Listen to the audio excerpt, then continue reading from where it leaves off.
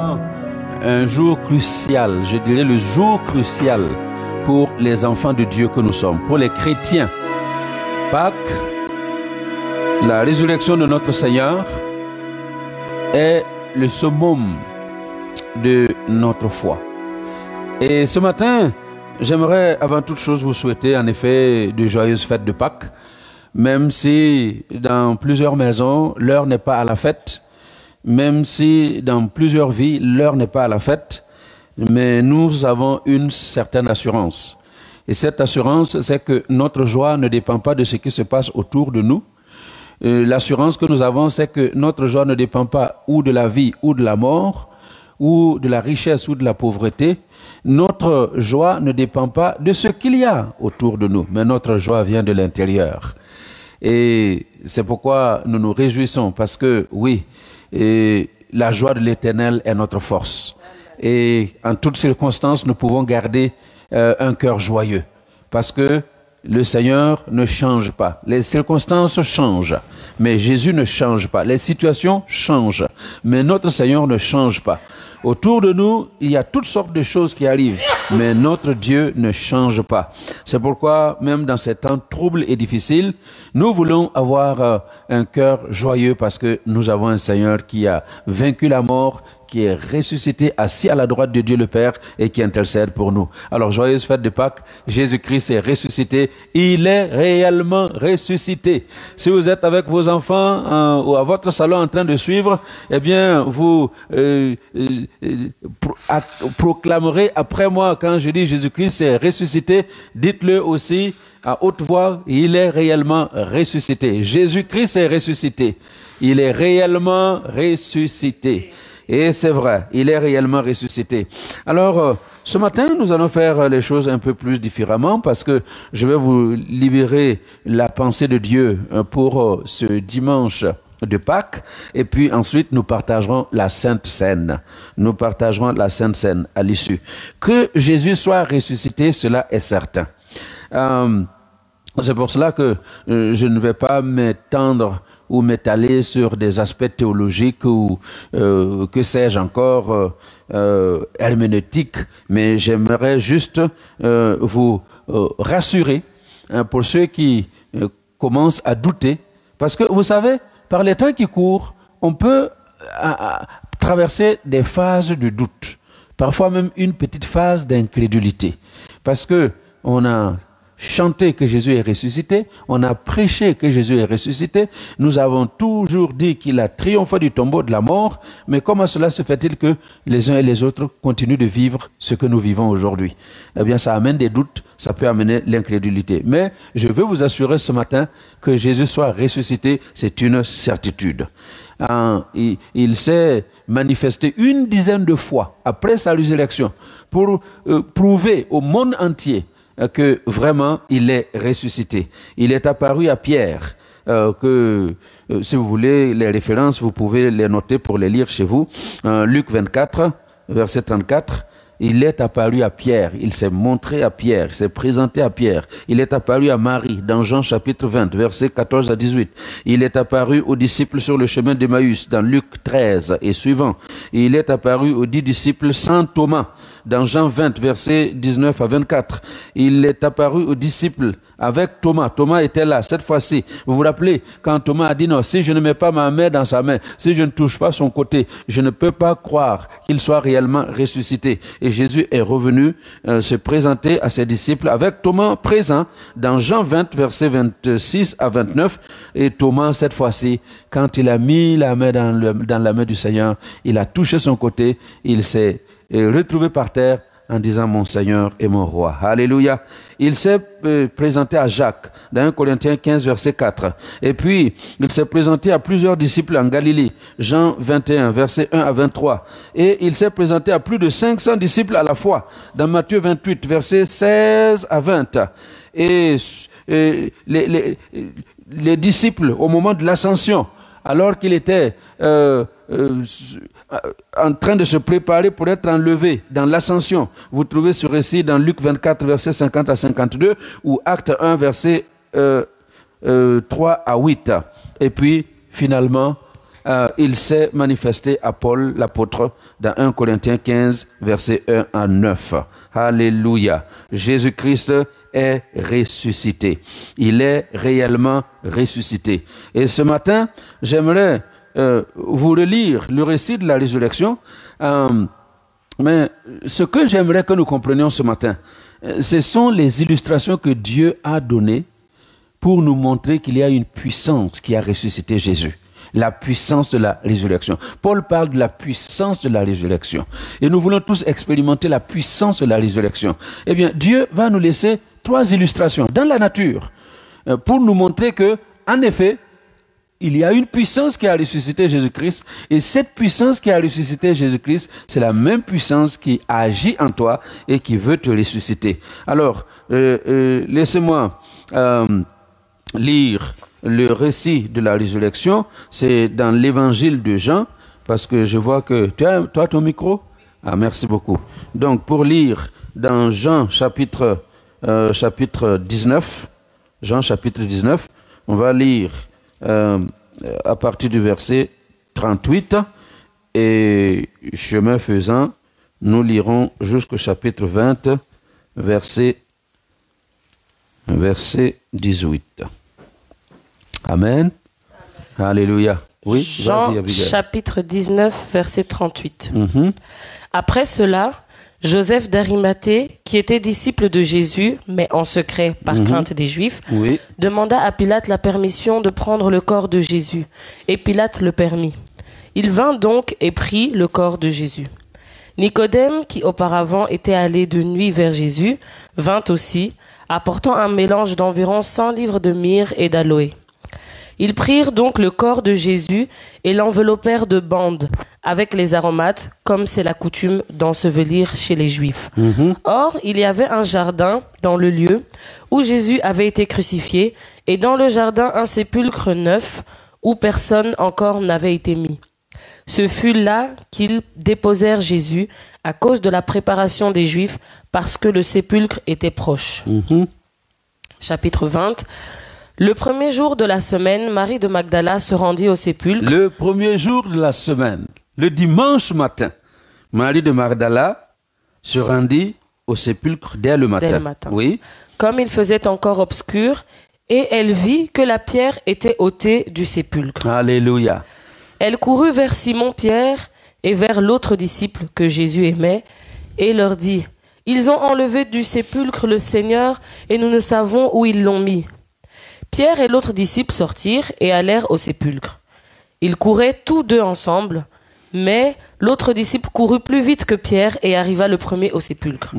S'étant abaissé, il vit les bandes qui étaient à terre, cependant il n'entra pas. Alléluia. Les bandes étaient à terre. Les bandes étaient à terre. Écoutez, ça c'est juste un message qui sort de cette lecture ce matin pour quelqu'un. Il y a des gens qui ont des vies liées avec toutes sortes de bandes. Parfois, ce sont des chaînes.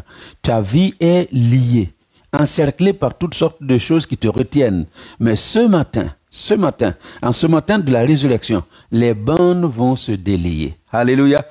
Les cordons vont se délier. Tu vas être libéré par la puissance de la résurrection. C'est pourquoi nous prions ce matin déjà pour tous ceux qui sont en train de suivre ce programme, que tous ceux qui sont liés d'une manière ou d'une autre, enchaînés par quelque chaîne que ce soit, eh bien que ces chaînes-là brisent, tombent et libèrent chacun pour que nous marchions dans cette nouveauté de vie que Christ a acquise pour nous au travers de la résurrection.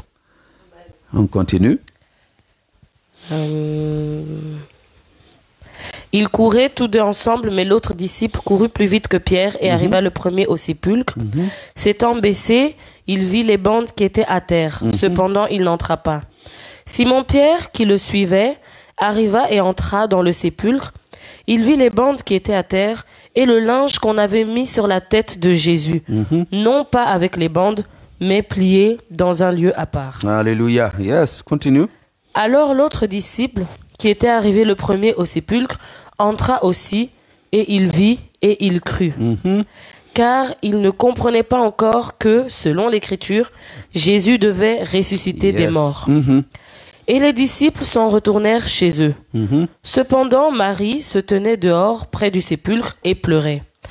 Comme elle pleurait, elle se baissa pour regarder dans le sépulcre, Et elle vit 2 anges vêtus de blanc, assis à la place où avait été couché le corps de Jésus, l'un à la tête, l'autre aux pieds. Ils lui dirent, « Femme, pourquoi pleures-tu » Elle leur répondit, « Parce qu'ils ont enlevé mon Seigneur et je ne sais où ils l'ont mis. » En disant cela, elle se retourna et elle vit Jésus debout, mais elle ne savait pas que c'était Jésus. Jésus lui dit, « Femme, pourquoi pleures-tu ? Qui cherches-tu » Elle, pensant que c'était le jardinier, lui dit, « Seigneur, si c'est toi qui l'as emporté, dis-moi où tu l'as mis et je le prendrai. » Alléluia. 2 minutes ici. J'ai encore un petit message de la part de Dieu pour quelqu'un. Vous voyez, quand Pierre et Jean, l'autre disciple c'est Jean, sont entrés dans le tombeau, ont vu les linges sans Jésus et les bandes qu'on avait utilisées pour le lier. Et quand ils ont vu tout ça, pour eux, c'était assez. Alléluia! Notre Seigneur est ressuscité, nous sommes contents et ils se sont retournés tout joyeux. Mais il y a quelqu'un qui n'était pas satisfait. Malgré cette découverte, il y a quelqu'un qui n'était pas satisfait. Et la personne qui n'était pas satisfaite, c'était Marie. Au lieu de se réjouir et de partir en courant pour retourner annoncer aux autres que oui, nous avons vu les bandes posées, nous avons vu les linges, le Seigneur est vraiment ressuscité comme il avait dit. Non, Marie reste là et elle pleure. Elle pleurait. Et c'est seulement pendant ce moment où elle pleurait, elle se baisse pour regarder dans le sépulcre. Et qu'est-ce qu'elle voit? 2 anges. Alléluia. Elle voit 2 anges. Marie est allée un peu plus loin que Pierre et Jean. Et mon appel ce matin est que quelqu'un aille un peu plus loin que de juste réaliser que le Seigneur est ressuscité. Marie est allée un peu plus loin. Et c'est parce qu'elle est allée plus loin que Pierre et Jean, eh bien, Dieu, le Seigneur Jésus, s'est manifesté à elle de façon exceptionnelle. Jésus va toujours se manifester à ceux qui pleurent, qui ont la soif de sa présence, ceux qui pleurent après lui, ceux qui s'attendent à lui. Jésus va toujours se manifester. Et Marie a pris ce temps de se concentrer, de pleurer et de se demander, mais qui a pris mon Seigneur? Il est ressuscité, oui, mais je n'ai pas assez avec ça. Et alors, en ce moment-là, elle voit 2 anges. Alléluia. 2 anges que Pierre et Jean n'ont pas vus. Tu verras des anges le jour où tu vas te mettre à pleurer après la gloire de Dieu. Tu verras des anges le jour où tu vas te mettre à pleurer après la présence du Saint-Esprit, la présence de Jésus. Tu vas recevoir cette visitation céleste. Non seulement elle voit les anges, mais elle voit derrière elle le Seigneur lui-même. Jésus veut se révéler à toi. Jésus veut se révéler à moi, mais nous devons avoir cette soif de sa présence. Et quand nous aurons suffisamment la soif de sa présence et que nous serons en pleurs pour rechercher cette présence bienfaisante du Seigneur, il se manifestera à nous. Alors soyez bénis. Joyeuse fête de Pâques encore. Nous continuons la lecture. Jésus lui dit, « Marie ». Elle se retourna et lui dit en hébreu, « Rabouni », c'est-à-dire « maître ». Jésus lui dit, « Ne me touche pas, car je ne suis pas encore monté vers mon Père. Mais va trouver mes frères et dis-leur que je monte vers mon Père et votre Père, vers mon Dieu et votre Dieu. » Alléluia. 2 minutes ici. Je ne sais pas, ce sont des choses que je n'avais pas préparées, mais au fur et à mesure qu'on lit, le Saint-Esprit me montre des choses. Vous voyez, Jésus lui dit, va dire à mes frères, cette bonne nouvelle que tu viens de voir, de recevoir, cette grâce que tu viens de vivre, cette puissance, présence que tu viens par laquelle tu viens de passer, ce n'est pas pour toi seul. Va dire à mes frères. Alléluia. Il y a des gens, quand vous avez reçu une bonne chose dans votre vie, vous voulez tout cacher. Vous voulez rien partager avec personne. Même en matière matérielle, en termes de matériel ou de bénédiction financière. Il y a combien de gens, quand ils sont bénis, sont prompts à aller partager avec les autres frères qui sont encore en train de se débattre. Mais Jésus dit à Marie, cette nouvelle, ce n'est pas pour toi seul.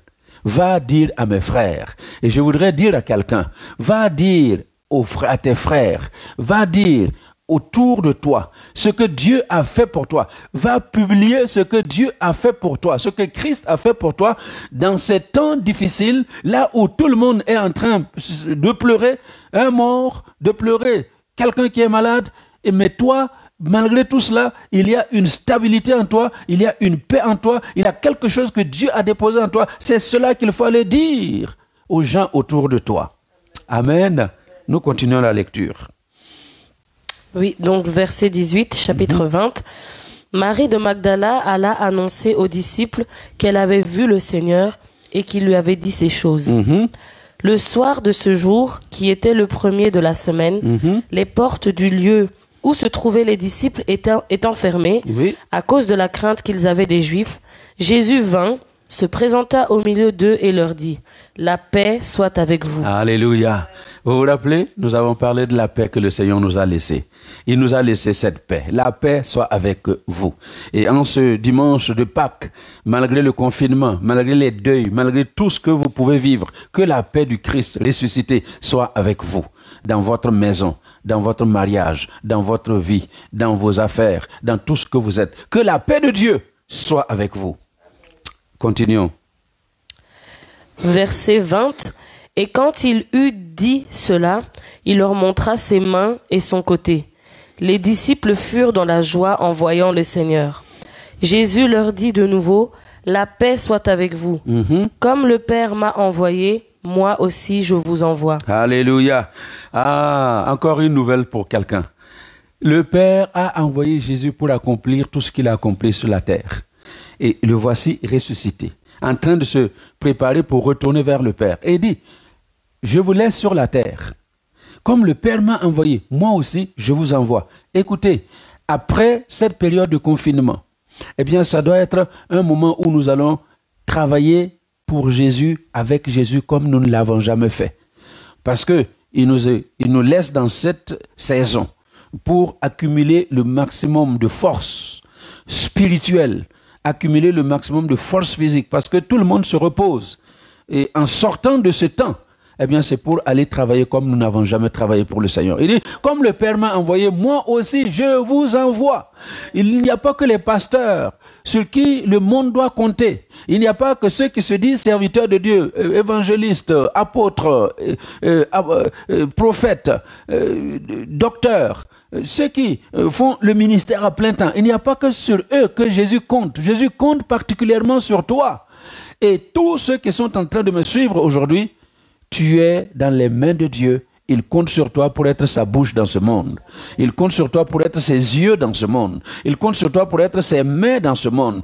C'est toi qui dois toucher les gens à la place de Jésus. Il compte sur toi pour être ses pieds. Là où lui ne va pas physiquement, toi, tu as le pouvoir de partir. C'est pourquoi je prie vraiment qu'au terme de ce temps de confinement, quand nous allons tous sortir de nos maisons, eh bien, nous allions comme une armée de vainqueurs. Et pour vaincre, parce que notre Seigneur nous a équipés pour aller remporter des victoires autour de nous. Soyez bénis.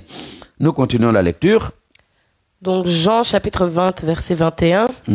Jésus leur dit de nouveau, « La paix soit avec vous. » Encore la paix. Comme le Père m'a envoyé, moi aussi je vous envoie. Après ces paroles, il souffla sur eux et leur dit, « Recevez le Saint-Esprit. » Alléluia. Recevez le Saint-Esprit. Et ce n'est plus le Saint-Esprit n'est plus cette chose que nous devons recevoir juste une fois, mais le jour de la Pentecôte, 10 jours après son ascension, eh bien, il s'est manifesté avec, qu'est-ce que j'ai dit 40 jours. 40 jours, 40, qu'est-ce que j'ai dit? Non, 50 jours, pardon. Faut pas que je me mélange. Donc, il est mort, il est ressuscité, il est monté vers le ciel.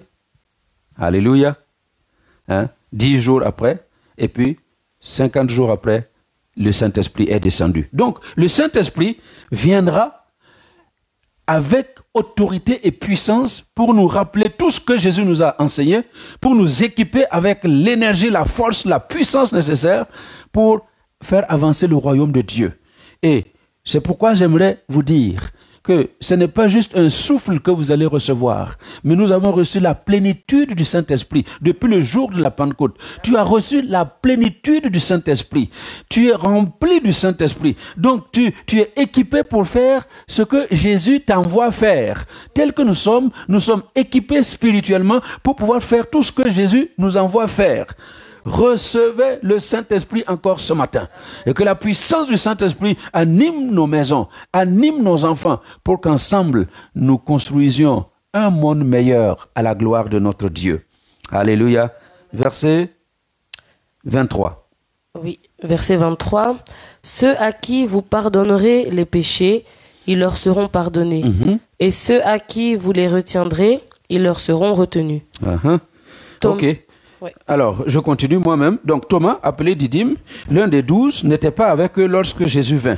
Les autres disciples lui dirent donc, « Nous avons vu le Seigneur. » Mais il leur dit, « Si je ne vois dans ses mains la marque des clous, et si je ne mets mon doigt dans la marque des clous, si je ne mets ma main dans son côté, je ne croirai point. » Et il y a des gens comme ça, il y a des Thomas comme ça. Tu veux voir pour croire. Si, en tout cas, si moi-même je ne touche pas à la chose, je ne peux pas croire. Il y a des Thomas. D'ailleurs, vous les connaissez. Il y en a qui ont reçu le surnom de Thomas pour leur capacité à douter de tout, même des choses dont on ne doit pas douter. Et voilà, c'était là l'attitude de Thomas. Mais là où je veux que tu comprennes, c'est que tu as le droit de douter. Mais quand la chose deviendra évidente, il faut être Thomas jusqu'au bout. Alléluia. Il y a des Thomas sur cette terre qui doutent de tout, mais qui continuent de douter, même quand ils voient l'évidence. Je me rappellerai toujours, nous avions organisé une croisade d'évangélisation dans la région de Mons, et puis je distribuais les traités, j'invitais les gens à venir, et j'ai rencontré un monsieur à qui j'ai parlé, et je l'ai invité. Il dit, oh, toutes les choses de chrétiens, non, moi, ça m'intéresse pas. Et puis, vous voyez, vous parlez de miracles, mais moi, je ne crois pas, je pense pas que ça existe. J'ai dit, ben, écoute, vous voulez le savoir? Venez ce soir. Et vous verrez par vous-même. Et le monsieur est venu. Et ce soir-là, gloire à Dieu, Dieu a guéri des gens instantanément. Mais guéri instantanément. Entre autres, un monsieur qui était boiteux. Il était boiteux, il marchait même avec une canne. Et ce soir-là, Dieu l'a guéri et il marchait sans sa canne. À la fin de la réunion, je rencontre le monsieur, je dis, mais voilà, après tout ce que tu as vu, il n'y a pas eu que la guérison de ce paralytique. Il y a eu d'autres guérisons formidables. Qu'est-ce que tu en dis? Oh, écoutez, ça, ce sont des histoires. Moi, je ne crois pas que ce monsieur ait vraiment été paralytique. Non, je ne crois pas. Hein? Voici les Thomas de notre monde moderne. Tu fais le Thomas, mais quand tu vois les choses concrètes, tu continues à douter. Mais regardez ce que Thomas va faire. Au verset 26. 8 jours après, les disciples de Jésus étaient de nouveau dans la maison et Thomas se trouvait avec eux. Jésus vint, les portes étant fermées, se présenta au milieu d'eux et dit, « La paix soit avec vous. » Encore une fois. Est-ce que vous avez noté combien de fois Jésus a parlé de la paix? Parce que Jésus savait que nous vivons dans un monde troublé. Il savait que tu allais vivre dans un monde où il y aurait coronavirus en 2020. Il le savait. Et c'est pourquoi il a insisté auprès de ses disciples, que la paix soit avec vous. Alléluia. Et il continue, il dit, la paix soit avec vous. Et je prie que la paix soit avec vous. Même si vous êtes en deuil, que la paix du Christ, qui surpasse toute intelligence, soit avec vous. Même si vous avez quelqu'un qui est encore intubé à l'hôpital, luttant entre la vie et la mort avec coronavirus, que la paix du Christ soit avec vous. Même si vous êtes sûr qu'en sortant de ce confinement, vous allez perdre votre travail, que la paix du Christ soit avec vous. Parce que Christ ne dépend pas de ce qu'il y a autour de vous. Il dépend de ce qu'il a déposé à l'intérieur de vous. Alléluia. Puis, verset 27. Puis, il dit à Thomas, avance ici ton doigt et regarde mes mains. Avance aussi ta main et mets-la dans mon côté. Et ne sois pas incrédule, mais crois. Thomas lui dit, mon Seigneur et mon Dieu. Alléluia. Il n'a même pas eu besoin de toucher. Hein? Non. Thomas dit seulement à Jésus, non, mon Seigneur et mon Dieu. Parce qu'il avait l'évidence de ce qu'il doutait. Devant lui, il avait cette évidence. Et Jésus lui dit, parce que tu as vu, tu as cru. Heureux ceux qui n'ont pas vu et qui ont cru. Alléluia. Et c'est ça ma prière ce matin. Que quelqu'un, en partant d'ici, ait cette habitude de croire. Crois dans ce que Dieu dit, même si tu ne vois rien encore. Je peux vous avouer honnêtement que même moi, il y a eu des moments où j'ai eu des questionnements. Des questionnements parce que vous êtes conscient que Jésus est ressuscité. Vous êtes conscient qu'il y a tout ce pouvoir qui l'accompagne. Vous êtes conscient qu'il vous a transféré cette autorité, ce pouvoir. Et c'est lui-même qui a dit, voici les miracles qui accompagneront ceux qui auront cru. Ils imposeront les mains aux malades et ils seront guéris. Vous êtes conscient que ça, ce sont des paroles vraies. Vous êtes averti que Jacques 5, verset 16, si quelqu'un est malade, on appelle les anciens de l'église qui oint d'huile le malade et qui prie pour le malade, et la prière de la foi va sauver le malade, et même s'il a commis des péchés, il lui sera pardonné. On connaît tout ça. Et nous avons des bien-aimés qui sont en train de souffrir, pour qui on prie, pour qui on jeûne, pour qui on dépense autant d'énergie. Et puis, vous apprenez que la personne est décédée. Vous apprenez que le mal n'est pas parti. Vous voyez que c'est humain que l'on commence à se poser des questions parfois. Mais rappelez-vous ce que je vous ai dit en cours de semaine, que tout homme peut être menteur, mais Dieu ne mentira jamais. Et c'est finalement la conclusion à laquelle j'arrive et qui me rassure, qui me donne encore de la force pour continuer. Et pour dire, non, il y a des choses que moi je ne comprends pas. Il y a des choses que je ne maîtrise pas. Et ce que je ne comprends pas, eh bien, je les laisse entre les mains de Dieu. Amen. Alléluia. Je les laisse entre les mains de Dieu. Alors, crois seulement. Crois. Parce que la foi va te faire voir la gloire de Dieu. Si tu crois, disait Jésus à Marthe et à Marie, tu verras la gloire de Dieu. Et je vais laisser ce message à quelqu'un ce matin. Crois pour voir la gloire de Dieu. Alléluia. Donc Jésus-Christ est ressuscité. Il est réellement ressuscité. Et nous devons comprendre qu'il y a une puissance qui a opéré cette résurrection. Une grande puissance. Et cette puissance-là qui a opéré la résurrection, eh bien c'est cette puissance qui a opéré ta résurrection à toi dans le monde spirituel. Et c'est cette puissance qui agit en toi pour te donner la victoire sur tout ce qui veut accabler ta vie. Alors c'est pourquoi je vous amène dans la lecture de la première épître de Paul aux Corinthiens, 1 Corinthiens, au chapitre 15, à partir du verset 35. 1 Corinthiens 15, verset 35. Oui, je vais le lire. Alors, il était question de la résurrection. Paul répond à des questions des Corinthiens sur la mort, sur la résurrection. Et les gens se posaient des questions, mais comment ressuscite-t-on? Qu'est-ce qui peut se passer dans la résurrection? Et c'est peut-être des questions que quelqu'un continue de se poser aujourd'hui. Et à partir du verset 35, nous lisons, mais quelqu'un dira, comment les morts ressuscitent-ils et avec quel corps viennent-ils? Comment les morts ressuscitent-ils? Nous le disons, et je le répète, tous ceux qui meurent en Christ ressusciteront. C'est le message que Paul a laissé aux Thessaloniciens. Il dit, nous ne voulons pas que vous soyez ignorants au sujet de ceux qui sont morts. Parce que un jour viendra où, à la voix d'un archange, au son de la trompette, le Seigneur va se manifester dans le ciel. Et les morts en Christ vont ressusciter. Et ensuite, nous les vivants qui serons encore sur la terre. Si tu es encore vivant sur la terre, chrétien, enfant de Dieu, tu seras transformé. Et ensemble, les morts ressuscités et les fidèles transformés, nous allons être enlevés pour rencontrer notre Seigneur dans les airs. Alors, et les bien-pensants se posaient des questions, mais comment les morts ressuscitent-ils? Et avec quel corps viennent-ils? Et voilà la réponse de Paul. Insensé. Ce que tu sèmes ne reprend point vie s'il ne meurt. Et ce que tu sèmes, ce n'est pas le corps qui naîtra. C'est un simple grain de blé peut-être, ou d'une autre semence. Puis Dieu lui donne un corps comme il lui plaît.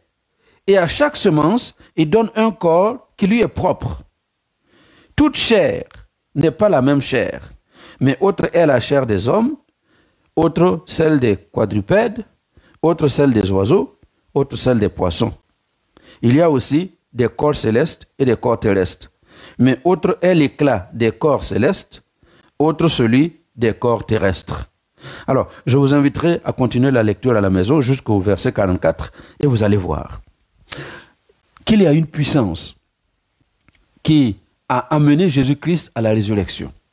Et Dieu va donner 3 illustrations dans la nature pour que nous puissions comprendre la puissance, toute l'autorité qui a travaillé dans les coulisses, dans le secret, pour que le dimanche matin, le premier jour de la semaine, quand les femmes sont allées au tombeau, elles ont trouvé que le tombeau était vide.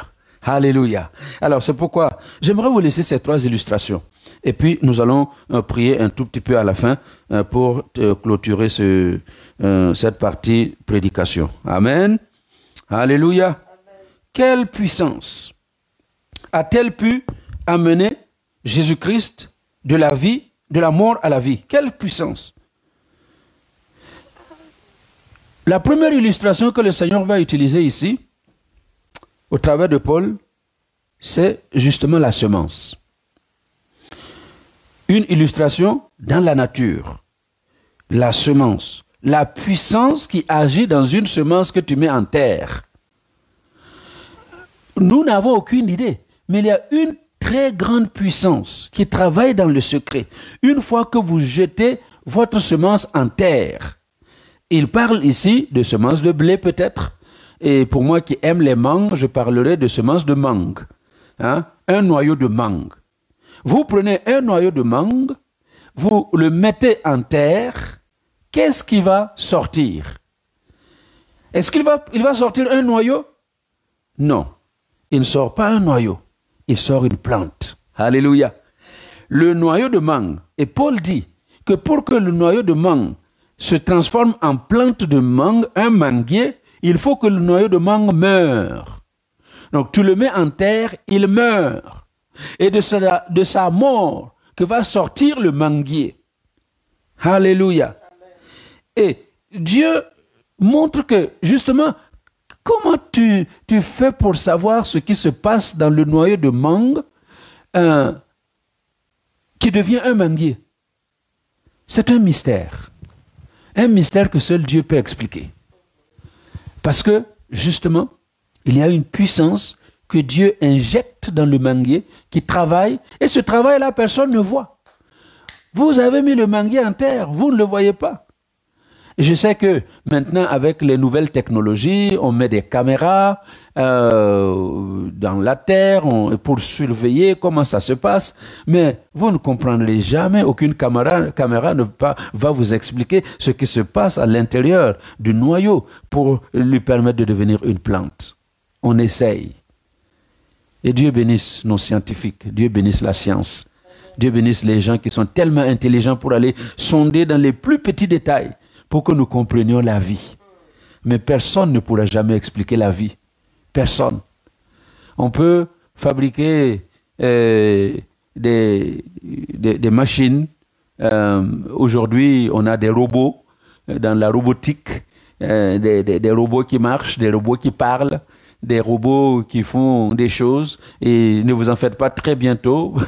Les robots vont nous remplacer dans les chaînes de production. Si déjà c'est d'actualité dans pas mal d'industries. Mais aucun robot ne pourra jamais recevoir le cœur que j'ai dans mon corps qui bat. Alléluia. On peut essayer, mais l'homme n'y arrivera jamais. Tu es une création de Dieu. Tu es une créature de Dieu, façonnée par les mains de Dieu. Et aucun être humain sur cette terre ne pourra jamais remplacer Dieu pour façonner un autre être humain. Alléluia. Et c'est cette puissance-là que Dieu fait travailler dans le noyau que vous avez porté en terre. Un travail silencieux, un travail secret, un travail invisible. Alléluia. Mais ce travail invisible, un jour ou l'autre, vous voyez seulement que la terre craque, la terre craque, la terre craque, et il y a des feuilles qui sortent. Alléluia. Et quand le manguier est sorti, il prend son temps pour grandir et il devient un grand manguier. Comme j'ai vu au Congo, il y a des manguiers géants. Et vous voyez les mangues qui pendent de partout. Un seul noyau, ça va produire des millions, des millions de mangues. Alléluia. Est-ce que nous nous comprenons ce matin? Il y a une puissance qui a fait sortir Jésus-Christ du tombeau. Et c'est cette puissance que Dieu a mise à ta disposition pour que toi aussi tu sortes de la mort pour entrer dans la vie. Alléluia. Alors, deuxième illustration que Dieu va utiliser dans la nature, c'est l'illustration avec le papillon. La chenille qui devient un papillon. Il y a combien de gens qui ont peur de la chenille? Il y a beaucoup de gens qui ont peur des chenilles. Quand on les voit là en train de ramper, oh là là, je connais ma mère, elle s'évanouit carrément. Elle s'évanouit. Quand elle voit les chenilles, non, elle va hurler, crier, comme si on lui avait planté un couteau dans le dos. Mais non, juste en voyant une chenille, c'est pas beau, c'est laid. Mais bon, c'est bon aussi, hein. C'est source de protéines. Pour ceux qui n'ont pas peur, en tout cas, moi, je les mange bien. Et ça fait du bien à l'organisme. Alléluia. Mais cette chenille, insignifiante, cette chenille qui repousse, cette chenille que plusieurs personnes n'aiment pas voir, eh bien, peut devenir un jour un papillon. Comment ce travail se fait? La chenille va se retrouver dans son cocon, la chrysalide comme on l'appelle, va se retrouver dans son cocon. Et le cocon, c'est comme le tombeau pour la chenille, la mise en terre. Là, nous avons parlé de noyau de mangue. Quand on sème le noyau de mangue, le fait de semer, mettre en terre, c'est ça le tombeau. Comme Jésus s'est retrouvé dans le tombeau. Le noyau de mangue se retrouve dans son tombeau, dans sa terre, pour mourir. Et quand il meurt, eh bien, il sort un grand manguier. De la même manière, la chrysalide, la chenille, qui entre dans son cocon, c'est son tombeau. Et la chenille va passer un certain temps dans ce tombeau.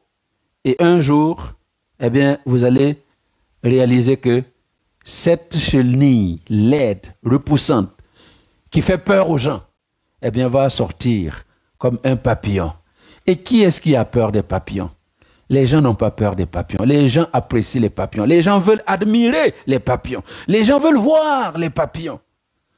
Les papillons avec leurs couleurs extraordinaires. Mais il y a un travail secret qui a été fait dans le cocon pendant que personne ne voyait, que personne ne maîtrisait. Un travail silencieux, en secret. Et ce travail silencieux fait en secret, c'est ce qui va amener la chenille à devenir un papillon. Et vous savez quoi? Le jour où vous allez voir une aile de papillon en train de sortir, difficilement, quand le papillon sort du cocon, c'est difficile. Quand vous voyez une aile sortir et vous voulez aider le papillon à sortir plus facilement, eh bien vous allez tuer le papillon. Il faut lui laisser faire son travail seul, dans la souffrance, dans la douleur. Et c'est comme cela qu'il va sortir. Alléluia. Et ce matin, j'aimerais juste encourager quelqu'un. Encourager quelqu'un. Peut-être que tu t'es retrouvé dans cette situation de chenille, comme Dieu disait à son peuple Israël, vermisseau de Jacob, un ver de terre. David lui-même, à un moment donné, se prenait pour un ver de terre, tellement il était acculé par la vie. Et tu peux être tellement acculé par la vie que tu te minimises, que tu crois que tu n'es rien, que tu ne vaux rien. Il y a combien de gens qui marchent dans ce complexe d'infériorité, imaginant qu'ils ne sont rien sur cette terre. Ils ne sont qu'un simple ver de terre. Mais écoutez, même si tu te vois comme un simple ver de terre, même si en réalité tu es comme un ver de terre, j'ai une bonne nouvelle pour toi. Entre dans ton cocon, laisse le Seigneur faire son travail et tu sortiras en un papillon formidable, beau, que les gens vont apprécier et vont aimer. Alléluia. Alors tiens bon, parce que le Seigneur n'a pas fait de projets de malheur pour toi. Il a créé des projets de paix. Il a créé des projets de bonheur pour toi. Alléluia. Alors c'est pourquoi, je vous le répète, ta valeur ne dépend pas de ce que tu es à l'extérieur. Ta valeur ne dépend pas de ça. Ce n'est pas parce que tu as un bon travail, une belle voiture, une belle maison que tu es quelqu'un. En fait, beaucoup de gens qui ne sont rien du tout sont parmi ceux qui ont beaucoup d'argent, qui ont beaucoup de maisons, qui ont beaucoup de biens. Mais ils ne sont rien du tout. Si vous voulez gratter un peu seulement pour parler, vous allez voir qu'il n'y a rien en eux. C'est creux, c'est vide. Et moi, je ne veux pas être un homme creux, vide. Alléluia. Chaque fois qu'on va gratter à l'intérieur de toi, qu'on voit quelque chose de bon, qu'on voit quelque chose de glorieux, c'est ça qui est plus important. Alléluia.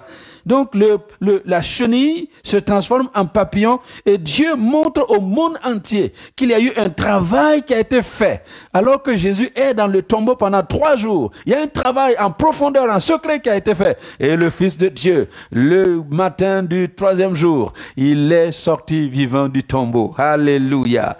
Alors donc, il y a eu jusqu'ici 2 illustrations. L'illustration avec la semence qui tombe à terre, qui meurt et qui ressuscite. C'est vraiment ça la résurrection. En une autre nature, c'est une plante qui sort. Et c'est de la même manière, la chenille qui entre dans son cocon, qui meurt dans son cocon, et pour sortir un papillon. Et la 3e illustration, c'est la nature elle-même qui passe de l'hiver au printemps. Alléluia. Et ça tombe bien. Parce que nous sommes, oui, je ne dis pas, on est déjà presque 1 mois dans le printemps, n'est-ce pas? Oui, 1 mois dans le printemps. La nature, tout dans la nature semble mort en hiver. Tout semble mort. Et je me rappellerai toujours, la première fois qu'un ami pasteur est venu nous visiter au Luxembourg, je crois qu'il était venu pour la première fois en Europe, et malheureusement pour lui, il est venu en hiver. Et puis, je me balade, on était en Belgique avec lui. Il dit, mais pasteur Adama, mais vos arbres là sont tous morts ici? Qu'est-ce qui se passe? Je dis, non, les arbres ne sont pas morts, ils sont bien vivants, mais c'est l'hiver. Ils ont juste perdu les feuilles. Si tu reviens au printemps ou en été, tu verras que les arbres sont bien vivants. Et la prochaine fois qu'il est revenu, il a trouvé une belle nature florissante avec des fleurs, avec des feuilles partout. Et il a dit, ah, maintenant j'ai compris. Alléluia. La nature, en hiver, semble morte. C'est mort. Il n'y a pas de vie. Mais laissez seulement le temps passer. Et j'ai cette bonne nouvelle pour toi. Tu es peut-être dans ce moment d'hiver. Mais l'hiver ne dure pas éternellement. L'hiver va se terminer. L'hiver va s'arrêter.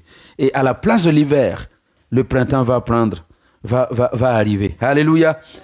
Quand le printemps arrive, avec les oiseaux qui chantent, avec les fleurs, un peu partout, vraiment c'est beau. Et il n'y a qu'à aller en ville aujourd'hui. Si on est dans le temps de confinement, donc n'allez pas en ville. Mais regardez juste par votre fenêtre, vous allez voir des fleurs qui éblouissent la nature. Vous allez voir que la nature reprend vie. Et c'est exactement cette même chose que Dieu utilise pour montrer à l'être humain qu'il a une puissance. Il y a une puissance qui travaille en secret dans la nature. Les plantes qui étaient là comme mortes, il y a une puissance qui était encore en elles. La puissance de la vie était en elles. Alléluia. Il y avait la puissance de la vie en elles. Et quand le printemps arrive, cette puissance-là, reprend sa place. Alléluia. Et l'arbre redevient ce qu'il est. Amen. C'est une forme de résurrection. Et j'ai cette bonne nouvelle pour vous ce matin. Alléluia. L'hiver ne va pas durer éternellement. Il y a un temps pour l'hiver, mais il y aura un temps pour le printemps. Alléluia. Peut-être que tu es en hiver, mais tu ne vas pas mourir en hiver. Coronavirus a déjà emporté beaucoup de gens. Mais je prie que coronavirus ne t'emporte pas. C'est l'hiver, mais le printemps va arriver. Alléluia.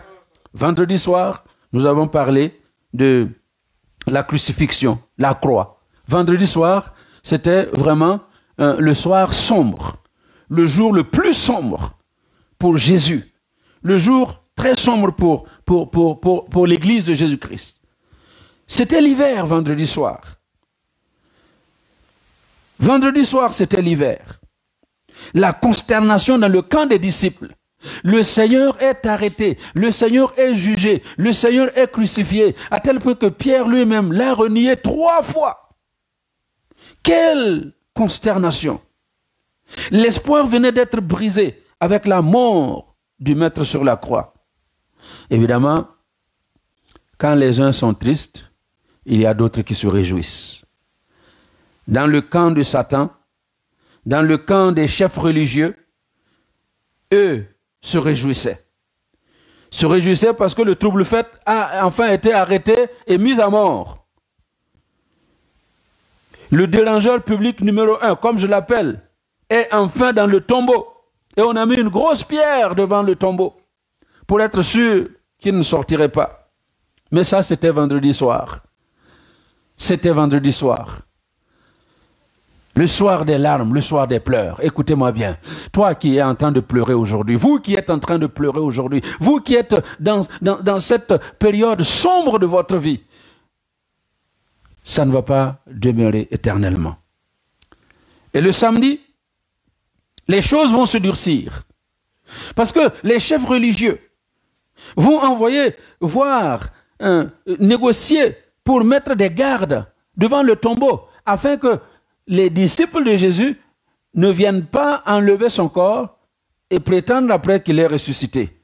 Et ils ont renforcé la garde.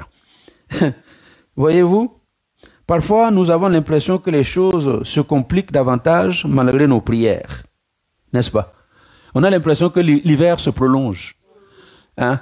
Vendredi, c'était vraiment triste. Mais samedi, on a l'impression que, waouh, mais malgré tout ce qu'on fait, l'hiver est en train de se prolonger. Mais dimanche matin va arriver. Alléluia. Dimanche matin va arriver. Le printemps va bousculer l'hiver. Alléluia. Dimanche matin, comme nous avons lu l'histoire tout à l'heure, elles sont allées dans le tombeau. Elles ont vu que la pierre avait été roulée. Alléluia. Et quand elles sont entrées, elles ont vu que le Messie n'était plus là. Et vous avez entendu l'histoire, Jésus s'est présenté à Marie et Jésus s'est présenté aux disciples plusieurs fois. Alléluia. Il est ressuscité. Le printemps a bousculé l'hiver. Et le papillon a pris la place de la chenille. La plante a pris la place de la semence qui a été posée en terre. Et c'est la bonne nouvelle que j'ai pour vous ce matin. Alléluia. Les démons ne vont pas continuer de se réjouir de ta situation. La maladie ne va pas continuer d'avancer dans ta vie.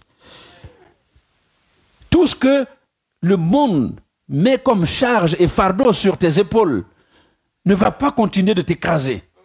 Parce que le matin du 3e jour, notre Seigneur est ressuscité. Alléluia. Alors tenez bon, parce que Jésus est ressuscité et il est réellement ressuscité. Je ne pourrais terminer sans vous rappeler ce que certainement vous avez déjà entendu, comment un brouillard peut vous empêcher de recevoir le message complet. Vous voyez, Jésus est ressuscité. Le message est complet. Mais il y a parfois des zones de brouillard. Il y a parfois des petites choses comme ça qui viennent passer devant nous. Et le message est brouillé. Et on ne le reçoit pas en entier. Le 18 juin, le 18 juin 1815. Je ne sais pas si quelqu'un sait ce qui s'est passé le 18 juin 1815. Est-ce que toi qui me suis là, tu sais ce qui s'est passé le 18 juin 1815? Eh bien, le 18 juin 1815, c'était la défaite de Napoléon à Waterloo. Et voilà ce qui va se passer. Le duc de Wellington, dont vous avez lu l'histoire, que vous connaissez, qui venait de triompher de Napoléon, envoie un télégramme, parce qu'à l'époque, là, c'était les télégrammes. Hein.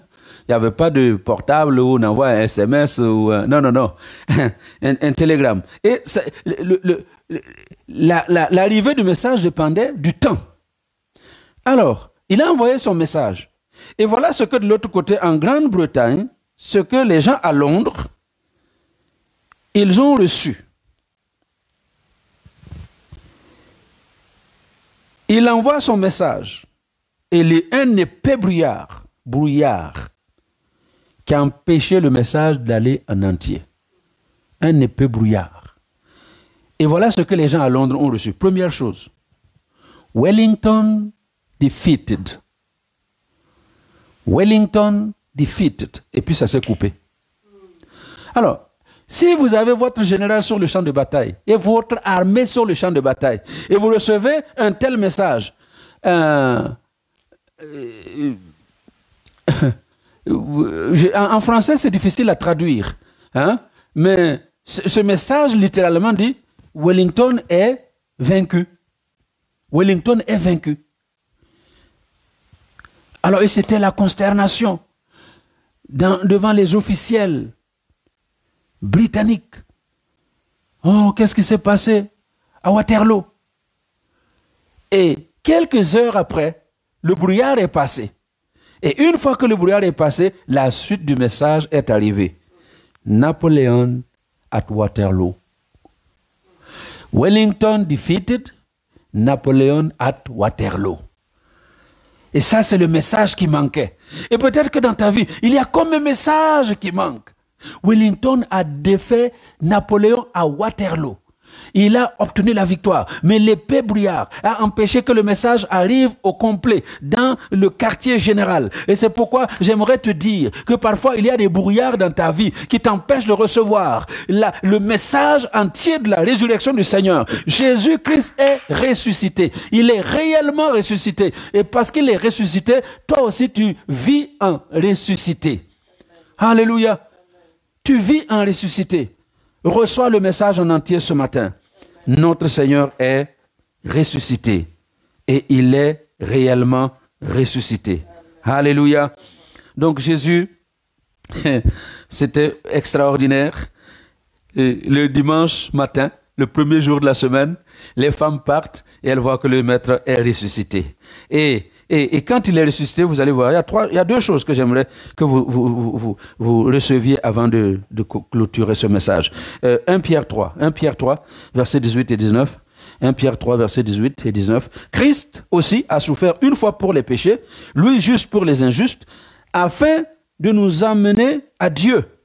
Il a été mis à mort quant à la chair et rendu vivant quant à l'esprit, dans lequel aussi il est allé prêcher aux esprits en prison, qui autrefois avaient été incrédules, lorsque la patience de Dieu se prolongeait au jour de Noé, pendant la construction de l'arche dans laquelle un petit nombre de personnes, c'est-à-dire 8, furent sauvés à travers l'eau. Ah, Jésus-Christ est ressuscité. Alléluia. Et quand il est ressuscité, la Bible dit qu'il est descendu aux enfers. Il est allé dans les régions inférieures de la terre. Ce n'est pas pour aller dire à ceux qui sont morts, oh, vous avez encore une deuxième chance. Une deuxième chance. Je viens parler pour que vous puissiez vous convertir, que vous vous détourniez de vos péchés. Parce que la Bible dit qu'il est réservé aux hommes de mourir une seule fois. Après quoi vient le de jugement. Il n'y a pas de chance après la mort. Le paradis, tu le cherches sur terre. Ton ciel, tu l'obtiens sur terre. Il n'y a aucune prière que nous pouvons faire sur la terre qui va te faire sortir de l'enfer au paradis. C'est pourquoi c'est important de chercher Dieu pendant qu'il se trouve, de chercher Dieu pendant que tu es vivant. Alléluia. Et exactement, Jésus descend aux enfers pour dire aux gens qui ont refusé d'écouter Noé, aux gens qui ont refusé d'écouter Moïse, aux gens qui ont refusé d'écouter les prophètes, aux gens qui ont refusé d'écouter les pasteurs, qui sont morts. Et on dit non, il faut prier pour eux pour qu'ils passent de là où ils sont là au paradis. Jésus descend là-bas pour dire, vous n'avez pas cru, vous n'avez pas voulu. Voilà, je suis là pour vous dire que ce qu'on vous disait, c'était vrai. Alléluia. Et ce que je vous dis, c'est vrai. Jésus est vrai. Jésus est vivant. Jésus veut te sauver. Jésus veut que tu entres dans le ciel avec lui. Jésus ne veut pas que tu meurs pour aller en enfer. C'est pourquoi il est temps aujourd'hui de te tourner résolument vers lui. Quiconque invoquera le nom du Seigneur sera sauvé. Invoque-le ce matin, en ce dimanche de Pâques. Invoque-le et tu seras sauvé, toi et toute ta famille. Alléluia. Non seulement il est descendu aux enfers et il a annoncé sa victoire aux hommes et aux femmes qui étaient là, mais encore une autre chose qu'il va faire dans Éphésiens chapitre 4, versets 8 à 10. Éphésiens chapitre 4, c'est pourquoi il est dit, étant monté dans les hauteurs, il a amené des captifs et il a fait des dons aux hommes. Or, que signifie il est monté? Sinon qu'il est descendu dans les régions inférieures de la terre. Alléluia. Écoutez, quand il est descendu dans ces régions inférieures de la terre, il y a deux endroits. Il y a deux endroits. Dans cet endroit, enfin, dans ce lieu-là, il y a le sein d'Abraham, hein, et puis il y a le lieu où les morts attendent le jour de la résurrection pour être jugé.